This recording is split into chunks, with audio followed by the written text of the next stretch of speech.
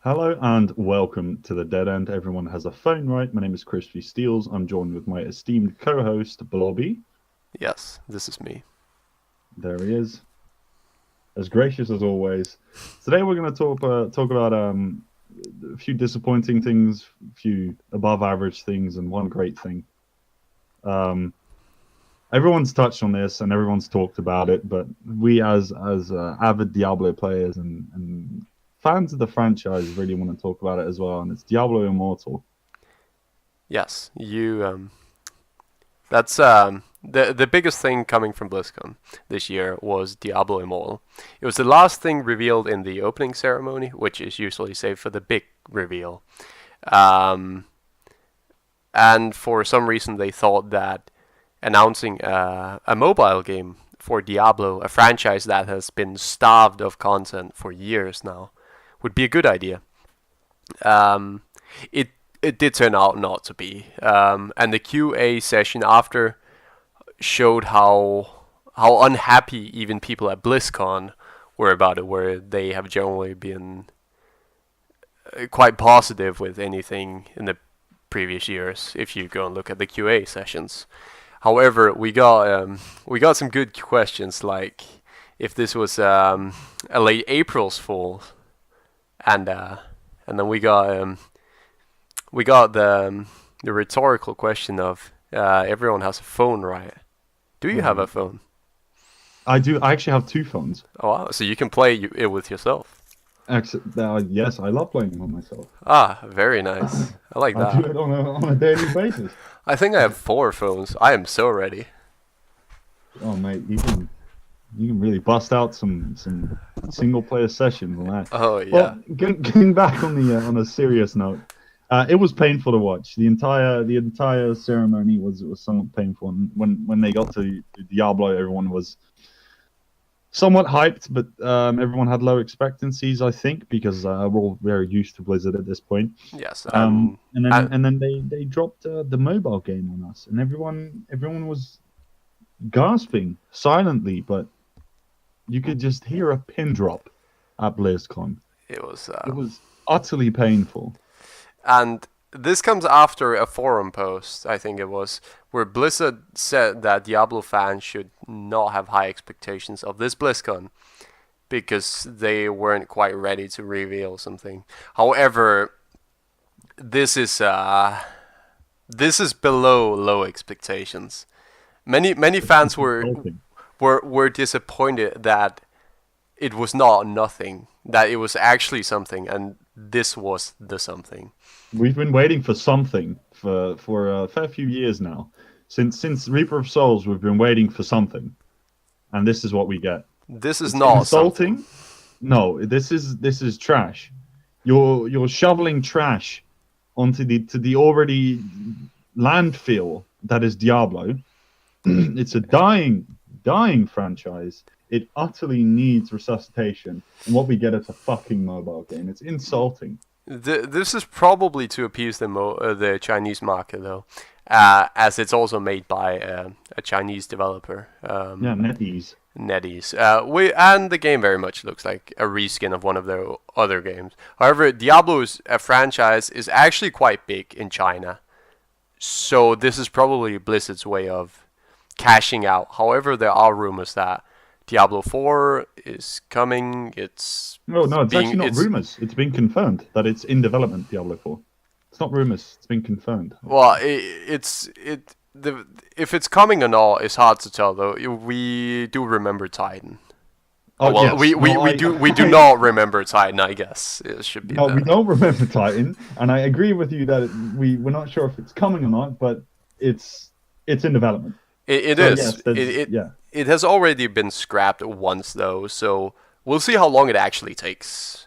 And from speculations and looking at job postings, it appears it's mostly interns working on it at this point. That's what we like to hear, isn't it? But yeah, there are rumors, and Diablo 4 might come. We might It get an announcement of some sort next year, is my guess. Ooh, that's ambitious. Next year. An announcement. They announced Diablo 3. What was it? 6 years before it actually came out, or something. So Yeah, this is true. This is true. So we might have children before Diablo 4 comes out. Yeah. I might grow a beard before if Diablo 4 comes out, and then my Let's hair not grows take it on my that face. far. Okay, well, fair enough. Uh, I, I I, will. However, know that I will after this BlizzCon. I will never purchase a virtual ticket again. did you purchase the virtual ticket? Yes, I did this year. Oh, that really is a shame. I'm happy I didn't do it this year. I just watched the opening ceremony and the WoW tournament, the WoW PvP tournament. That was a Yeah, the one year that I buy my virtual ticket, it was this year, and oh my, oh boy, yeah. was it painful. At least you get to enjoy the QA session. Yeah, I got to witness the pain and the sadness live Yeah, that in was action. I just got to watch the announcement and then watch the clips on Reddit. That was quite You fun could though. really see the pain in the guy that had to announce it. You could Yeah, see it in his eyes that he was disappointed as well. that You was could not what he wanted to do. Why no, he, Cheng is a good guy. He didn't deserve that. no, he didn't. No one deserved to announce it. Fucking hire some intern for it. Dump him on stage, get him to announce it, and have people throw tomatoes at him. And then fire him. Yeah, and then fire him again. But Yeah. oh my, Yeah, like no one deserves that. yeah, except the higher ups that actually said you have to make a Diablo mobile game. They do deserve that. Well, yeah, but they're Very. money hungry. Yeah, they're very People. far detached from the situation. Oh well. They are very Yes. much so. And now I want to move on to something no one deserved either, and no one Yeah. wanted really. No, really, 76. like, yes. From one disappointment to another. We got a game that. Well, people were asking for more in the Fallout franchise. The thing was, they were not asking for multiplayer. They actually didn't want multiplayer, and they No didn't one want, wanted multiplayer. and then they didn't want forced multiplayer, especially. Um, and this is what Fallout 76 is. You have the classic bugs from any Bethesda game, really. The shitty engine that has a lot of critical bugs that you need a mod to fix. However, in Fallout 76, since it's all online, there's no mod support. There is no unofficial patch to fix all the problems. You can't expand the gameplay. You can't do anything. The game is massively buggy. There are so many problems. Like if we start with the servers, they randomly kick people. You can play for fucking 5 hours and then randomly get kicked off and lose all your stuff. And if you go AFK for 5 minutes, you can get killed by another player and loot it and lose your entire base. Which just it does not incentivize grinding and then taking a short break. You have to be there constantly, which is much different pace than the other Bethesda games in both Skyrim and Fallout, since it was very easy to pause there. And is it really a new game?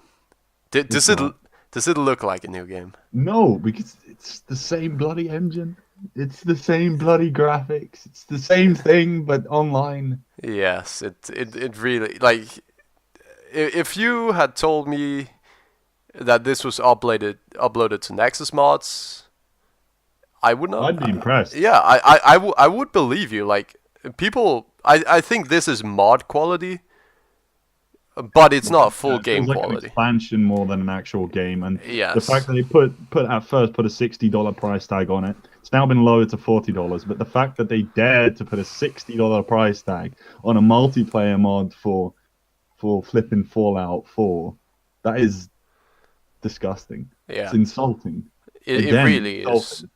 And Todd backs out further and further. Like, first this is the most ambitious project to date. Then it's, we didn't have everyone working on it. I barely touched it. He removes himself more and more as if he doesn't believe in the product anymore.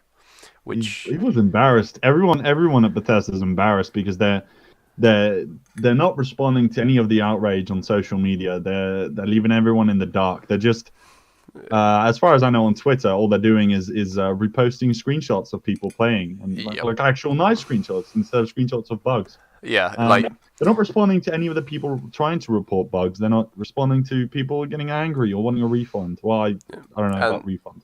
But yeah, that's not gonna happen. But and we know how great they are at patching the games further in the life cycle. They're not. no. There's so many critical bugs still in Skyrim, Oblivion, Fallout 4, New Vegas. I don't know if New Vegas was Bethesda though. No, New Vegas was Yeah, that was something else. And then Fallout 3. Fallout 3 is barely playable at this point, and Fallout 3 just crashes if you sneeze. I tried loading it up the other day again. I have it on CD actually. I think I got to play 15 minutes. I forgot to quick save spam. No mods. I want everyone to know that this was without mods. This is no mods. This is on. This is on a laptop that's probably from the era of Fallout 3. So it can run the game, and it's not on as disk as well, which makes it even more stable. Yes, and the game crashed after 15 minutes, which was fine. I quick save spammed. I log in. I boot up the game again. I play 5 minutes. It crashes. It does that for an hour, and then I quit. The game is you just give up eventually. And Bethesda has done absolutely nothing for that game, so I don't think we can expect anything for Fallout 76. It really is. Well, I mean, I obviously expect a few patches here and there, and probably months apart, but I don't think you're going to expect much. Yes, you can't expect them to do what's needed. No. Like for example, if this has been everywhere though. But there was a server where 3 people at once launched a nuke. The server crashed. If the server cannot handle this, then how did they stress test this? But it's only I think it's only like 24 players per server. I don't actually know. It's not. It's around that range. It's 24 or Yeah. I don't even think it's 32. I think it's 24 per server, and that's low. Yes, it is. That's low, and if it can't handle, exactly like you were saying, if it can't even handle three nukes. Yeah, how did they really didn't stress test it well, but well, from these 2 failures and to what looks like it could become what we need for the next success story, which might be the Elder Scrolls 6. We have Beyond Skyrim, and Beyond Skyrim. I have not played this. However, I've looked into it, and we have Chris here who has played it. So how is the teaser? Let's call it a teaser. The thing you can play already. Yeah. So from the Skyrim Special Edition mod workshop, you can download a mod called Beyond Skyrim Bruma, which is a playable teaser for the entire package of Beyond Skyrim mods. What Beyond Skyrim aims to do is to expand the Elder Scrolls V into not just the region Skyrim, but to also feature all of Tamriel. And it's in this case in the playable teaser is Bruma, and that's obviously in Cyrodiil. And I have to say, from the playable teaser, from what I've played, and I've pretty much done everything I could do. I'm pretty sure. There's obviously a lot of areas that I can't go to because it's a playable teaser, as I said. But it looks fantastic. And if this is what it's going to be, the entire mod package, that is, if it's going to live up to this standard that the playable teaser is, it's going to be absolutely fantastic. It's going to be, dare I say, it might be better than the base game. Well, that is probably true, and it is probably, if we look at their ambitions, it is going to be bigger than the base game. It is way bigger than the base game. So much bigger, and they want it fully voiced. They want quests everywhere. Like basically, it's supposed to be full content everywhere. Voice, quest, items, lore, everything. Yeah, and obviously it's going to be very, very lore friendly. lore friendly with the previous games, because all of the areas are obviously based on the previous games. So for everyone looking for a nostalgia trip but doesn't necessarily want to play an old game because they like the new graphics style, this is going to be perfect. For everyone that has already played Skyrim and just feel like they're burnt out on it and want new content, this is going to be perfect for them. Basically, for everyone that loves the Elder Scrolls, this is going to be the absolute perfect mod, and it's absolutely free.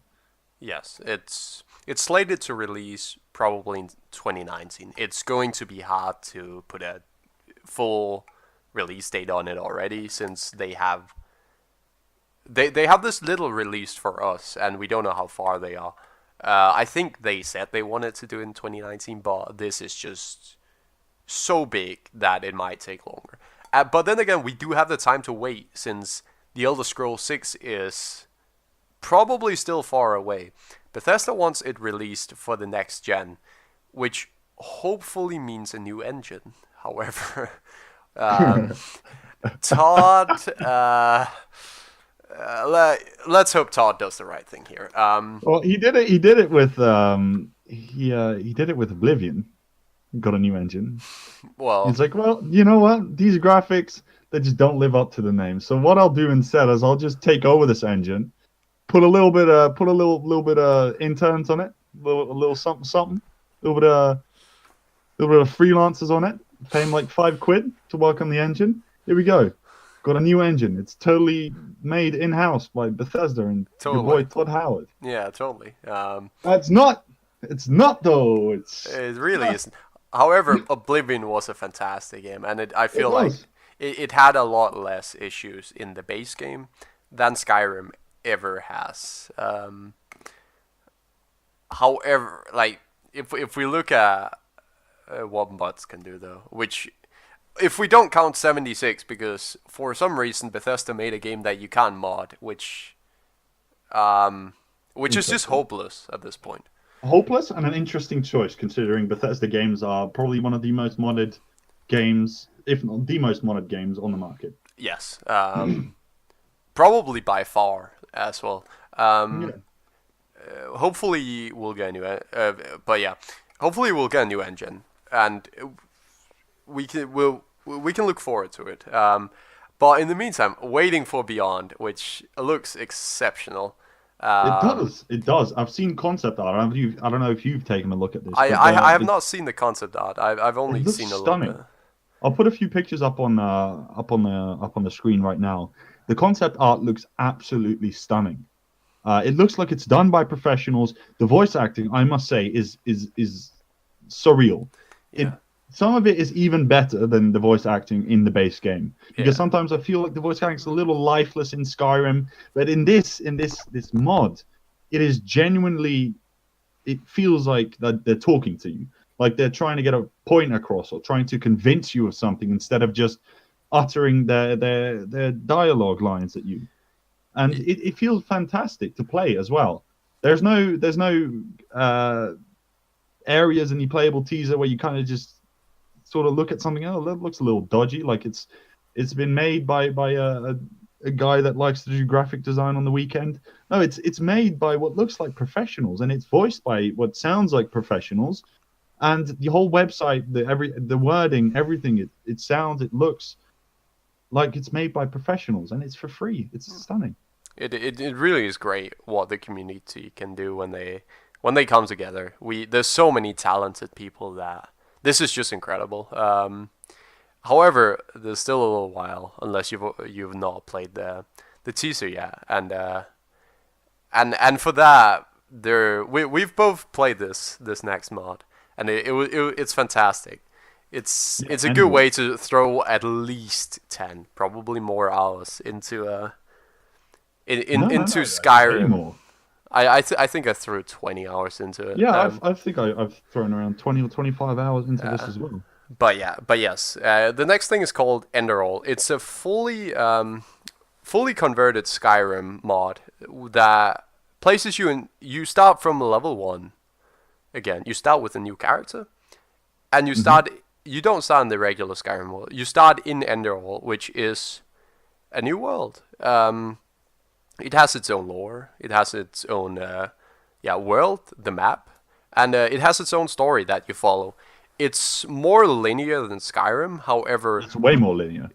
there's still options to go out and explore, and there's many side quests to be picked up still. Well, yes, and the important thing that I want to add on to your linear point there is that it might be a linear story, but what's very important and what Skyrim doesn't do that well, I feel, is that in that linear story, there's lots of choices to be made that all affect the outcome and the the following of your story.